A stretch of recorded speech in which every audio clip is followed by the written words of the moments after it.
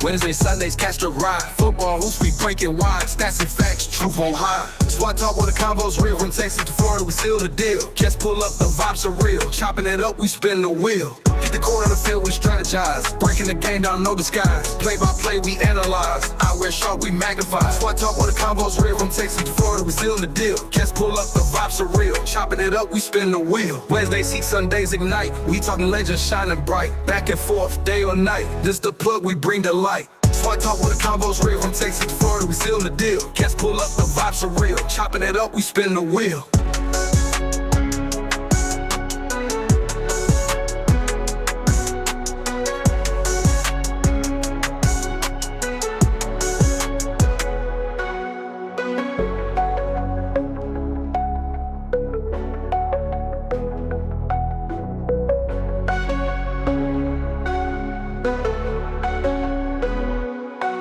Wednesdays heat, Sundays ignite. We talking legends shining bright. Back and forth, day or night. This the plug, we bring the light. SWAC talk where the convo's real. From Texas to Florida, we seal the deal. Cats pull up, the vibes are real. Chopping it up, we spin the wheel.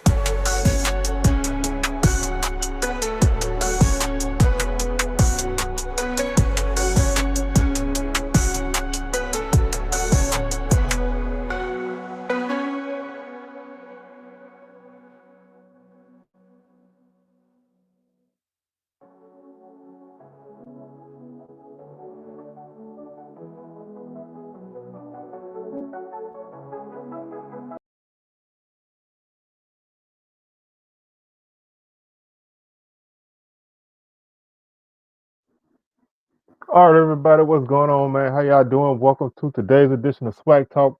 Of course, this is a show where we cover the SWAC inside and out, and I am your tour guide around the SWAC Seawell. First and foremost, man, happy Thanksgiving. This is a Thanksgiving episode. I took a little bit of time away from the fam, man, to come and spend time with my SWAC Talk fam. So, happy Thanksgiving to y'all, man. Happy Thanksgiving to my family down in Louisiana. Um, it's a snowy Thanksgiving up here in Minnesota, but enjoying it. Getting ready for these last couple games of the season and SWAC Championship game, Celebration Bowl coming up. Just getting ready for all of that. So with that being said, week 14 recap coming Sunday. I think I've been going back and forth. But I'm pretty sure SWAC Smoke going to be live Saturday evening or Saturday night after all the games are over. Monday, I think we're gonna do another video. Like, well, Monday will be my video after Southern announces officially their head coach. Tuesday, I'll probably have a video like I did this week, looking at the defenses from this season compared to last season. And then Wednesday will be my SWAC championship game preview. And then Sunday will be the SWAC championship game. Next Sunday will be SWAC championship game recap. So got a full slate coming at you. And so y'all make sure y'all keep it locked here. Hit those socials: Facebook, SWAC Talk; Twitter, SWAC Talk; Instagram, SWAC Talk. Twitter is SWAC Talk 76. Excuse me. Instagram and Facebook are both SWAC Talk. Man, y'all, we like one sub away from 1,500. So if we can get that, I definitely appreciate it. Don't forget to like, comment, share, and subscribe. And let's get on with this, man. This long intro. Let's go. Let's get on with this. The reason why I wanted to do this video was because this week the MEAC announced their coach of the year and their postseason honors. And a lot of people had it was a big argument on Twitter whether Coach Barry should have won the award or Coach Deshaun Jackson if he should have won the award because he had a huge turnaround at Delaware State. I think they went from 2 wins to 8 wins and playing for the championship in his first year. I mean, Tennis Barry repeated undefeated in the MEAC. Lost a lot of guys from last season, plugged and played this season and made it back. So, some people are looking at the coach of the year. Should he go to the coach of the team with the best record, or should he go to the coach that did a job that you can perceive to be the best coaching job in terms of getting the team to turn around? So, I wanted to kind of look at my candidates for these postseason awards in the SWAC. Again, this is just my thoughts. I'm not necessarily picking winners. I'm just going through some guys who I think are gonna be in consideration for it. And there's a couple of them I do want to talk about. So it's gonna be a little bit of controversy, maybe if one of these guys wins.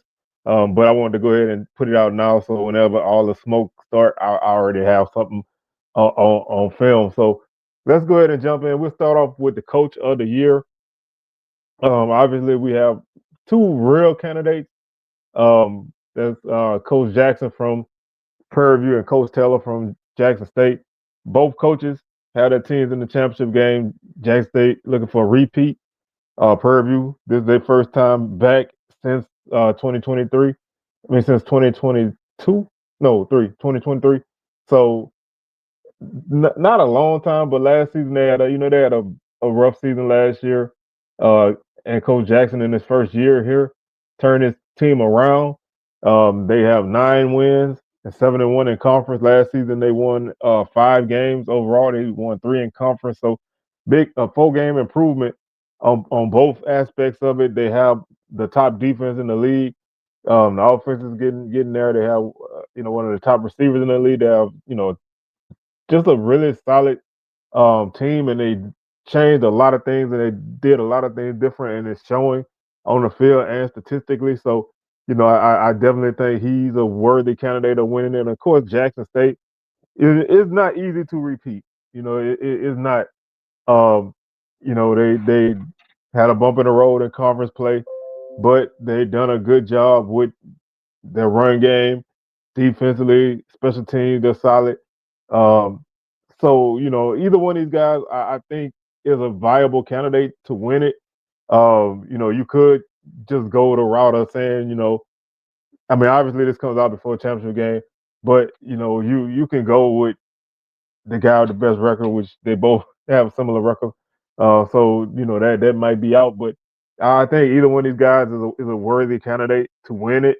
I do want to throw a name out here. It's not. I don't even think he's not. He's not. I'm not throwing it in there because I'm saying he need to win it or he need to really be in consideration. But I want to just throw his name out as a shout out for the job that he did this year, and that's Coach Woody from Bethune-Cookman. The team finished 6-6 this season.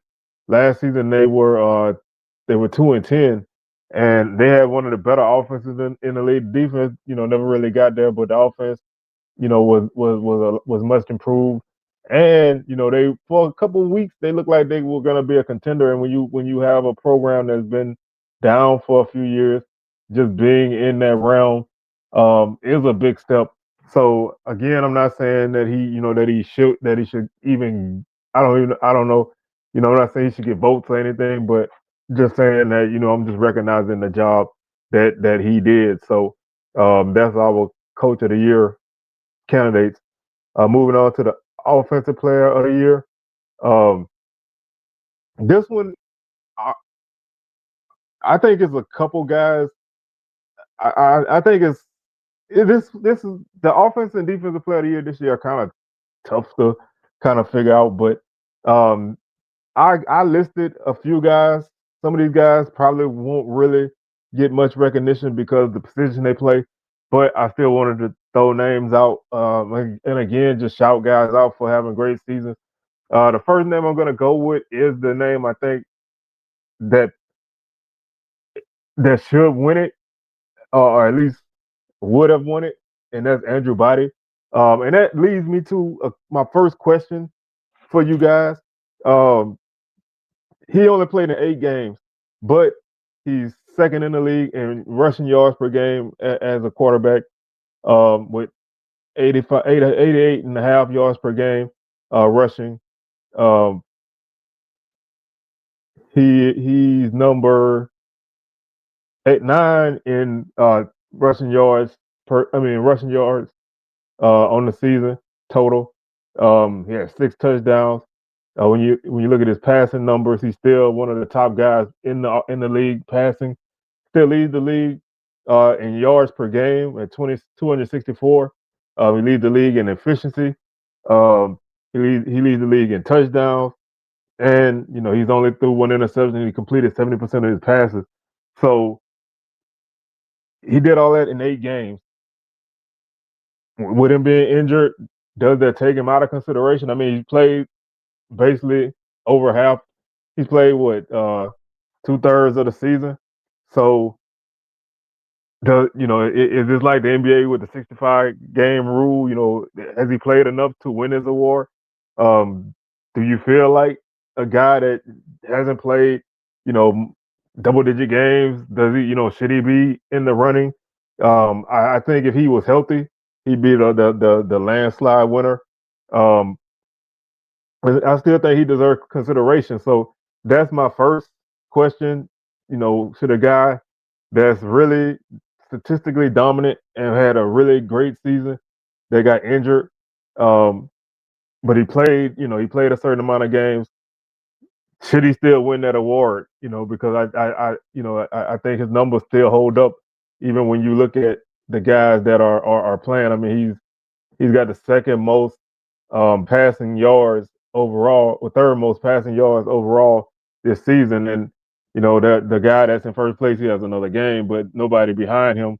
Um, but there's a couple. There's one guy behind him that can pass him up. But he's had a really tremendous season, and I just want to see.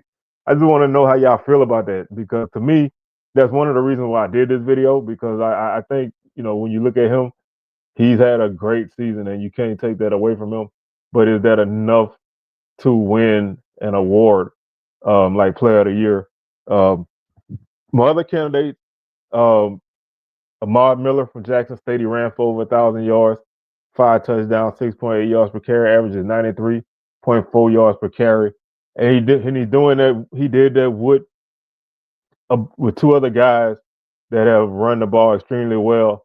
Um, the other two feature backs that ran the ball for 663 yards and 574 yards. So they've run the ball a ton, but he still was able to put up 1,000 yards in a crowded backfield. I think that definitely deserves recognition, and I think if you don't give it to Andrew Body, I think Ahmad Miller should get it. Last year was the first year in a long time that a running back won the award, so there is a precedence for it.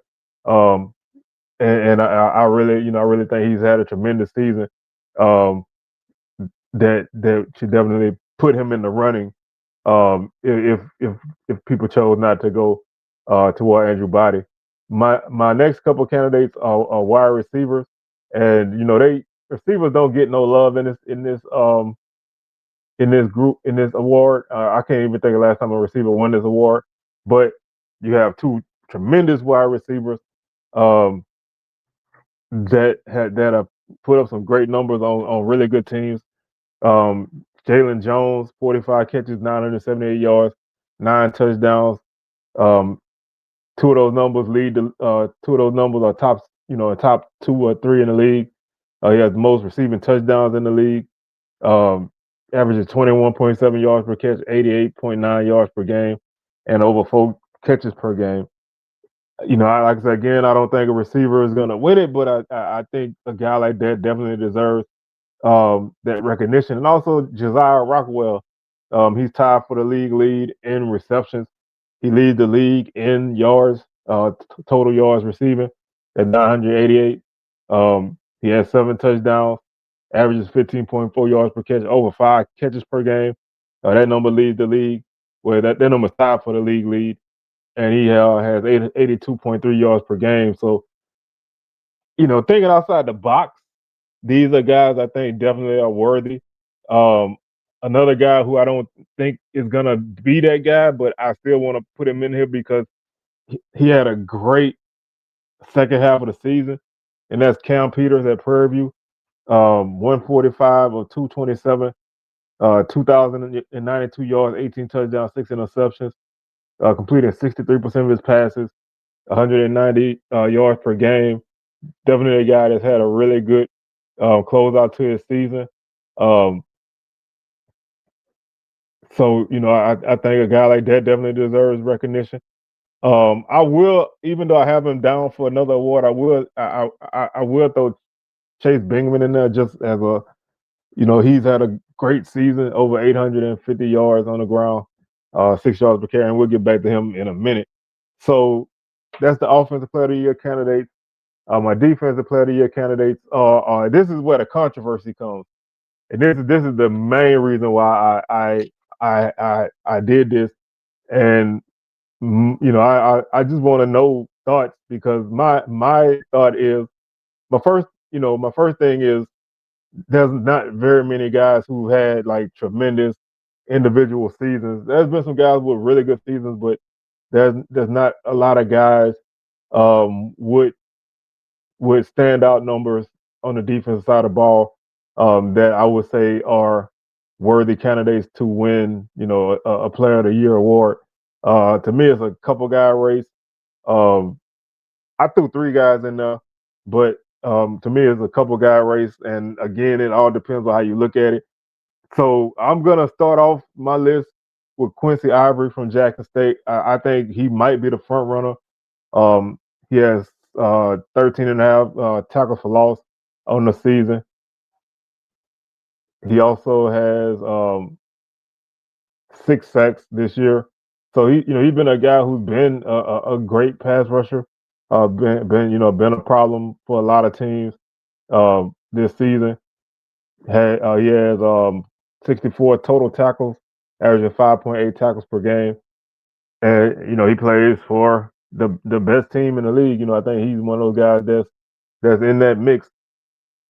The other guy who again, I think my question on this one is how much does team success dictate these kind of awards? Because if it's all about team success, then a guy like Quincy Ivory or even Warren Robinson from Grambling, who Grambling had an improved season, and Robinson's been a big part of that defense, which is a really good defense. This season, he's had 10 tackles for loss. He's also let's see. He's also second in the league with 8.5 sacks. So he's definitely been disruptive on defense. And so, that's a guy that's really, really come on strong for Grambling this season. How much of it do you give him? Because, he's another guy who's helped the team that hadn't been, that had, had a better season. They've won games, and the defense been a big reason for about 3 or 4 of those wins. How much does that weigh in? And then my last guy is the main reason why I asked this question, and that's Kelby Givens from Southern. I mean, Southern been trash this year. Let's just be honest. I'm not gonna mince any words. The defense has not been good, but he's been what he's been. His numbers haven't really dipped that much this season, even with no real help on the defensive line. He has 17 tackles for loss to lead the league, and he leads the league in sacks with 9. So again, does the team success outweigh that individual guy? Because I mean, the team's won one game. They probably they may not win another game. So how much does that impact this award? I would not be upset if he didn't win it because I totally understand that again, Southern's having a horrible season. I'm sure a lot of that is gonna weigh on it, and I can see the approach. You saying this guy is doing all of this and the team ain't really doing that. How much is he really doing? How much is this is empty stats? So I respect that. I just I'm always a curious person when it comes to this kind of stuff. So I just want to know y'all ideas. Because other than that, I would say this award is probably the most wide open that it's been. There, like I said, there's a couple front runners, but I don't really think there's that hands down guy. So I would not be surprised if somebody out of left field won this award. If they looked at it a different way. Um, there are some, there's a lot of good defensive players in the league, but I don't think there's been very many guys, especially outside of the two that I've named, that I would really think would win it again. Um, again, you got guys that have put up solid numbers, but their teams haven't. So do how much does that weigh on it? This is first year in a while we haven't had a 100 tackle guy this season. So and We don't even have a double-digit sack guy this year. Um, so it's that's up in the air. But I just wanted to. Those are my two main. Well, coach of the year, offensive player of the year, defensive player of the year. Are my three main reasons for doing this video because I was just having some thoughts on the different reasons to do things. So let's move on to the final two categories. The first one is newcomer of the year. This one is this is an interesting one. Um, Again, it depends on what you're looking for. I still threw Josiah Rockwell in that mix. He had a really good season from Prairie View. Uh, Came in and basically took over. Um, Trey Holly from Southern again. How much does the team success dictate an award? I mean, the guy's sixth in the league in rushing, 808 yards, 7 touchdowns on a team that doesn't have, that hasn't really done anything, and he's had some big games, even in losses. Which I mean, obviously they have 10 of them, but he's had a lot of big games in those games. But how much of that helped the team? Again, that's why I look at it. I'm trying to approach it that way, but I still think he's a guy that deserved that recognition because he came in and he's really put his head down and worked and made those plays that a lot of people haven't made. Um, and also R.J. Jefferson again. I know he's much maligned. I know family people are really hard on the kid. He has his ups and downs, but he's had a really good season. If he was more consistent, he probably be up for offensive player of the year. And I mean, I wouldn't be opposed to throwing him in there, but I don't think I think this is more his speed in terms of award.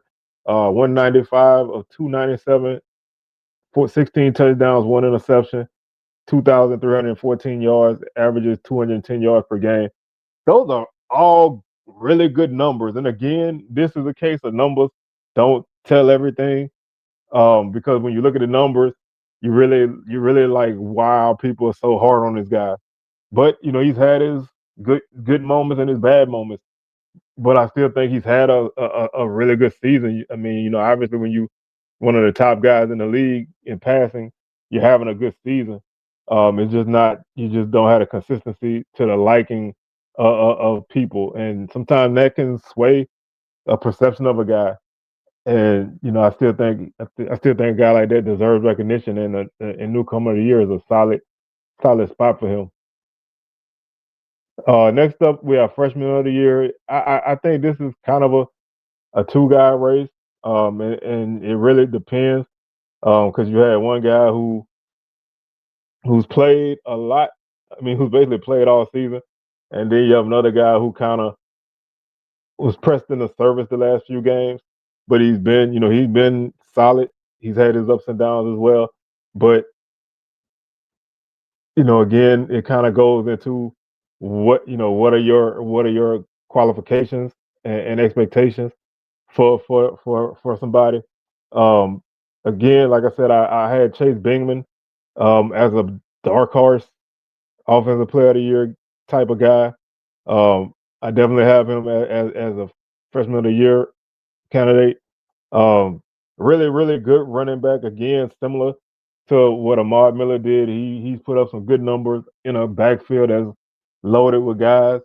Um, he has 857 yards on the season and 8 touchdowns, averaging 6 yards per carry.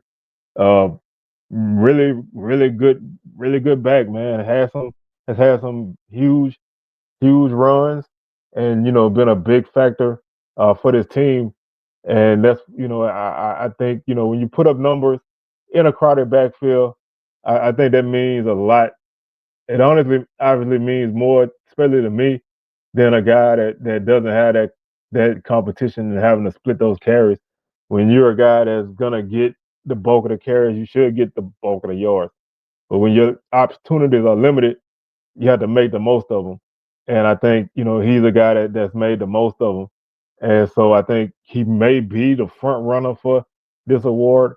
I know he's up for a national offensive player, national freshman player of the year award. So that that's a really good thing. So, and our final guy on my list is Jared Lockhart from Jackson State.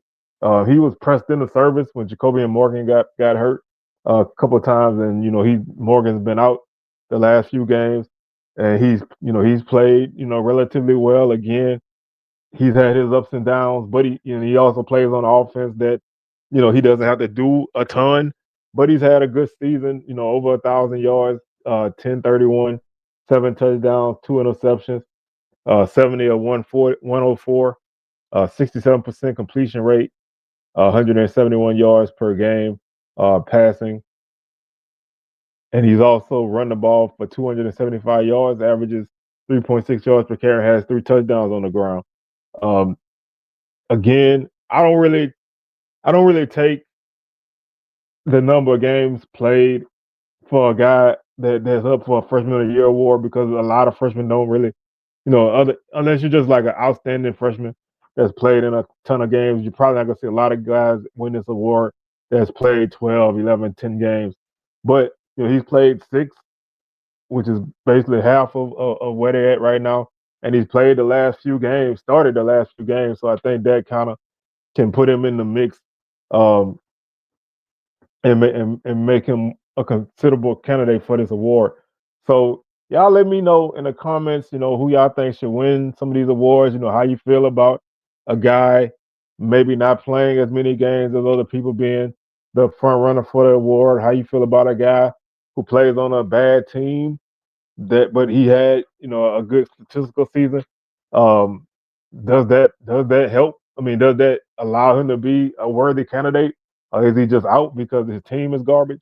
Y'all let me know about those, and like I said, we'll be back live on Swag Smoke probably on Saturday, and then Sunday will be our Week 14 recap. Monday, um, thoughts on Southern's football coach hiring if they had the press conference on Monday, and then we have more stuff after that. So with that being said, tour guide around the swag, see well signing out. Catch y'all on the rebound.